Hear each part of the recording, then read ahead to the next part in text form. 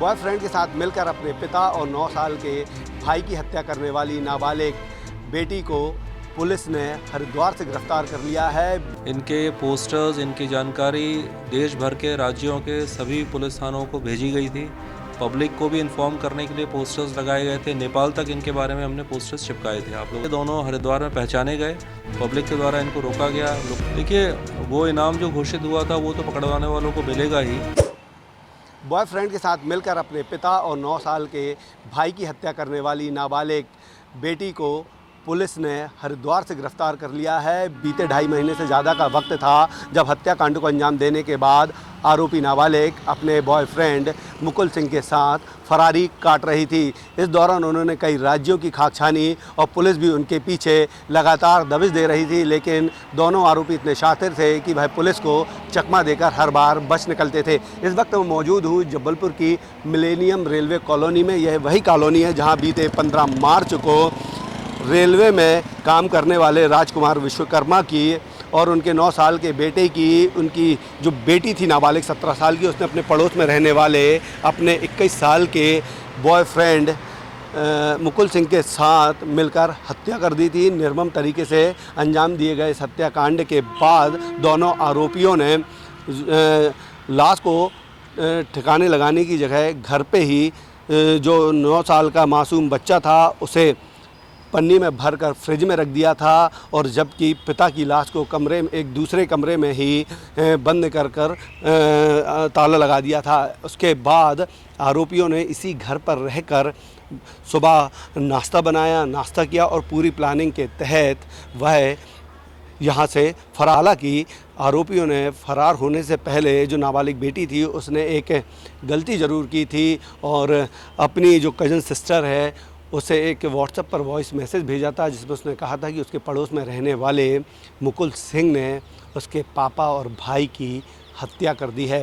इसके बाद आरोपी मुकुल सिंह के साथ उसकी जो गर्लफ्रेंड थी राजकुमार विश्वकर्मा की जो बेटी थी वह इसी रास्ते से हत्याकांड के बाद निकलती है। लगभग दोपहर के 12 बजे का वक्त था, वह यहाँ से निकलती है और उसके बाद इस रास्ते से बाहर जाकर मुकुल सिंह की इसी एक्टिवा गाड़ी पर सवार होने के बाद दोनों रेलवे स्टेशन पहुँचते हैं। वहाँ पर गाड़ी को पार करने के बाद स्टेशन के दूसरे रास्ते से वह बाहर होते हैं। पुलिस उन्हें पकड़ ना ले इसलिए वह पुलिस को चकमा देने के लिए मुकुल सिंह और जो नाबालिग आरोपी है लड़की, उसने फुल प्रूफ प्लान तैयार किया हुआ था और पुलिस को उसी प्लान के तहत चकमा देने के लिए वह रेलवे स्टेशन से बाहर ऑटो पकड़कर ISBT पहुँचे। वहाँ से उन्होंने एक बस में सवार हुए कटनी जाने के लिए, और बस में जो है जब आधारताल चौराहे पहुँचती है तो उस बस से उतरकर दोनों ही आरोपी उतर जाते हैं और बस वाले को बोलते हैं कि उनकी तबीयत ख़राब हो गई इसलिए अब वह कटनी नहीं जा रहे हैं, और उसके बाद थोड़ी देर बाद दूसरी बस में सवार होकर वह कटनी पहुंचते हैं और वहां से ट्रेन पकड़कर पुणे निकल जाते हैं। जब पुलिस को लोकेशन मिलती है CCTV खंगालने के बाद तो पुलिस की एक टीम पुणे जाती है। जब तक पुलिस की टीम पुणे पहुंची उसके पहले ही आरोपी वहां से गोवा चले गए। पुलिस की टीम पीछे पीछे गोवा पहुंची तो आरोपी वहां से निकलकर कर्नाटका पहुंचे, फिर यूपी होते हुए नेपाल पहुंचे। पुलिस भी आरोपियों के बिल्कुल करीब पीछे पीछे घूमती रही, लेकिन आरोपी इतने शातिर थे क्योंकि क्राइम सीरियल देखने के शौकीन मुकुल सिंह ने पूरा हत्याकांड को सोची समझी साजिश के तहत अंजाम दिया था। प्लान तैयार किया था कि पुलिस से आखिर कैसे बचा जाए, और उसके बाद वह नेपाल के रास्ते हरिद्वार पहुंचा और वहां पर एक आश्रम में शरण ले ली। दोनों ही लंबे समय से हरिद्वार के एक आश्रम में थे, लेकिन पुलिस पर लगातार इस दौरान दबाव बढ़ रहा था। पुलिस ने आरोपियों पर 10,000 रुपये का इनाम भी घोषित किया था और आरोपियों को पकड़ने के लिए तमाम जो राज्य हैं मध्य प्रदेश से लगे हुए उनकी पुलिस से सहयोग मांगा। साथ ही उनके पोस्टर पूरे देश में जो है सर्कुलेट किए, चस्पा किए, और उसी पोस्टर के आधार पर जो आश्रम का चौकीदार है उसने मुकुल सिंह की पहचान की और इसकी सूचना हरिद्वार पुलिस को दी। हरिद्वार पुलिस भी एक्टिव हुई और उसने आरोपी फरार हो उसके पहले ही घेराबंदी कर पकड़ने की कोशिश की, लेकिन मुकुल सिंह वहां से भाग निकला। जबकि राजकुमार विश्वकर्मा की जो बेटी थी नाबालिग जो हत्याकांड में शामिल थी उसे पुलिस ने गिरफ्तार कर लिया है। अब जबलपुर पुलिस की एक टीम हरिद्वार के लिए निकल चुकी है जहां पर वह नाबालिग से पूछताछ करेगी और जो मुकुल सिंह है उसे भी कोशिश करेगी कि हरिद्वार पुलिस के साथ गिरफ्तार कर दोनों को जबलपुर लाया जा सके। पुलिस ने आखिरकार 2.5 महीने की लंबी मशक्क़त के बाद हरिद्वार से गिरफ्तार कर लिया है। हालांकि जो मुख्य आरोपी है मुकुल सिंह, वह अभी भी फरार है। इस वक्त हमारे साथ मौजूद हैं additional SP crime summer Verma. हम उनसे ही बात करते हैं कि किस तरह से इस पूरी गिरफ्तारी को अंजाम दिया गया है। सर, लगातार आप लोग जो है हत्याकांड के बाद से आरोपियों को गिरफ्तार करने की कोशिश कर रहे थे। इस पूरी गिरफ्तारी को किस तरह से और कहाँ से अंजाम दिया गया है? देखिए, ये ऐसा लग ज़रूर रहा था कि पुलिस उस पर ध्यान नहीं दे रही है, लेकिन हम लगातार उसमें लगे हुए थे। जो दोनों आरोपी हैं, लड़का और ये जो नाबालिग बच्ची है, इनके पोस्टर्स, इनकी जानकारी देश भर के राज्यों के सभी पुलिस थानों को भेजी गई थी। पब्लिक को भी इन्फॉर्म करने के लिए पोस्टर्स लगाए गए थे। नेपाल तक इनके बारे में हमने पोस्टर्स चिपकाए थे, आप लोगों ने भी देखा था। इसका अच्छा नतीजा ये निकला कि ये दोनों हरिद्वार में पहचाने गए। पब्लिक के द्वारा इनको रोका गया, लोकल पुलिस को इन्फॉर्म किया गया। इस बीच जो है, चूँकि वो लड़का था थोड़ा वो भागने में सफल हो गया, लेकिन वो बच्ची जो है वो मिल गई है।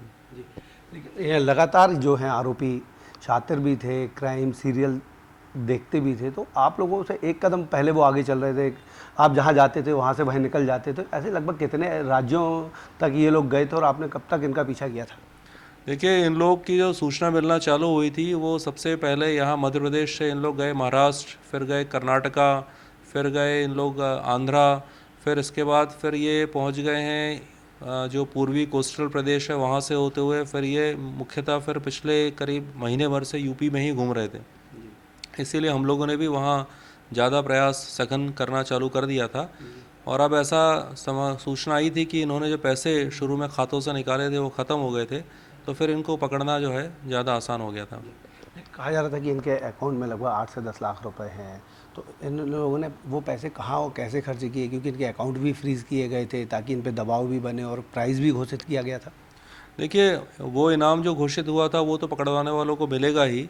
बाकी जो खाता है, इसके मुख्य आरोपी है, इसके तो अकाउंट में कोई खास रुपये थे नहीं, परंतु जिसकी हत्या की गई थी उसके खाते में 8 लाख रुपए से ज़्यादा थे। शुरू में हमने विचार किया कि ये अगर इनको पैसे निकालने दिए जाएँ तो इनकी लोकेशन मिल जाती थी, लेकिन उससे कोई लाभ नहीं हो रहा था, क्योंकि वो पैसे निकालते ही 600-700 किलोमीटर रातों रात पहुँच जाते थे एक अन्य जगह पर, और जब तक पुलिस पहुँचती थी वो फिर तीसरी जगह पहुँच जाते थे। तो इस कारण से हमने बहुत शुरू में ही इनके खाते फ्रीज़ करवा दिए थे।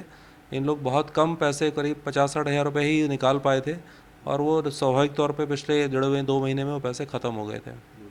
तो सर, इनको जब हरिद्वार से पकड़ा गया तो ये वहाँ पर कहाँ रह रहे थे, क्या कर रहे थे? देखिए, ये जानकारी हम आपको तभी ये बता पाएंगे जब वो जो बच्ची है उसको यहाँ की लोकल जो सिविल लाइंस थाना है वहाँ की टीम रवाना हो चुकी है। उसको जब यहाँ पर लेकर आएगी, उससे विस्तृत बातचीत की जाएगी, तभी ये सभी चीज़ें क्लियर हो पाएंगी। लेकिन जो हरिद्वार पुलिस है उसने क्या कहा है कि कहीं आश्रम में थे या मंदिर में पनाह लेकर रखे थे? क्योंकि जिस तरीके से पैसे उनके ख़त्म हो रहे थे, तो कहीं ना कहीं एक बड़ी समस्या उनके सामने ये भी आ रही थी कि वो रुकेंगे कहाँ, रहेंगे कहाँ, खाएंगे कैसे? देखिए, हरिद्वार ऐसी जगह है, धार्मिक नगर है, धार्मिक श्रद्धालु बहुत रहते हैं, तो इस तरह की सुविधा लोगों को मिल जाती है रुकने खाने की। संभवतः इसका ही वो लाभ उठा रहे होंगे।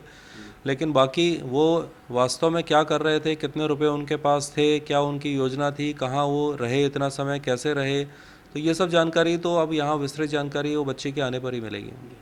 सर, जो मुख्य आरोपी है मुकुल सिंह, वो अभी फरार है। उसको अरेस्ट करने के लिए किस तरह का कोई प्लान है? क्योंकि वहाँ से आप जैसे कह रहे हैं कि वो भाग गया और शातिर भी काफ़ी है वो। देखिए, ये अब जब बच्ची हमें मिल जाएगी तो हमें अब बहुत भी नई जानकारी मिलेगी कि उसके पास कितने रुपए हैं, वो मोबाइल फ़ोन्स कौन सा यूज़ कर रहा है, इन लोग की क्या योजना थी कहाँ जाने की। तो उस जानकारी के आधार पे हमको विश्वास है कि हम उसको भी जल्दी ही पकड़ लेंगे।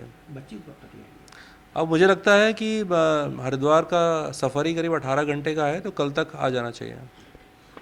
ये थे एसपी क्राइम समर वर्मा, जो कह रहे हैं कि बच्ची को जो है कल हरिद्वार से जबलपुर लेकर आया जाएगा। जब नाबालिग आरोपी से पूछताछ होगी तो इस पूरे मामले से पर्दा उठेगा कि ऐसी क्या वजह थी जो उन्होंने अपने पिता और भाई की हत्या की और उसके बाद खुद आरोपी के साथ यहाँ से फरार हो गई। उनका आगे का क्या प्लान था, जिस तरीके से वो लगातार पुलिस को छकाते आ रहे थे और मुख्य आरोपी अभी भी फरार है, तो उसे किस तरीके से गिरफ्तार किया जाएगा, उसमें नाबालिग जो आरोपी है लड़की, उसकी कितनी भूमिका होगी, उसकी निशानदेही पर ही मुख्य आरोपी को अब आगे गिरफ्तार करने की रणनीति बनाई जाएगी। कैमरामैन गणेश विश्वकर्मा के साथ अभिषेक शर्मा, IBC 24 जबलपुर।